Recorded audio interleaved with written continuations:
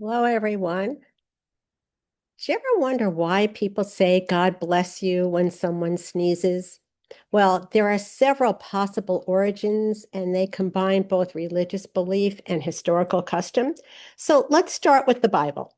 There are many times throughout the Bible that we find the idea of asking God to bless someone. For example, in the book of Numbers, chapter 6, verse 24, we find the Lord bless you and keep you. All right, that's one example of asking God to bless someone. And how about in Psalm 129, verse 8? We read there, the blessing of the Lord be upon you. Because blessings were commonly invoked in both Jewish and Christian traditions, it became natural to say, God bless you, as a prayer for another person's well being. Well, the phrase became especially associated with sneezing. All right. There's a popular tradition that traces this back to the 6th century when we had Pope Gregory I reportedly encouraging people to say a blessing after someone sneezed during an outbreak of plague. Sneezing was sometimes seen as an early sign of illness, so saying God bless you was a prayer for protection and health.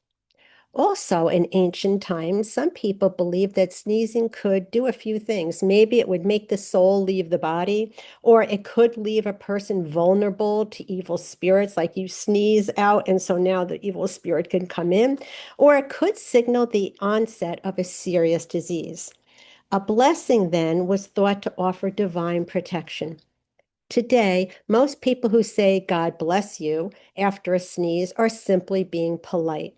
But the phrase still carries its original meaning. It's a brief prayer asking God to watch over and protect another person. Different cultures have similar expressions after a sneeze. For example, the German people often say Gesundheit, right? That means health. In Spanish, you may hear Jesu, okay, Jesus. Both of these reflect the same desire to invoke blessing or protection. So now you know. And God bless you, okay? Thanks for watching. I look forward to the next video with you. Goodbye now.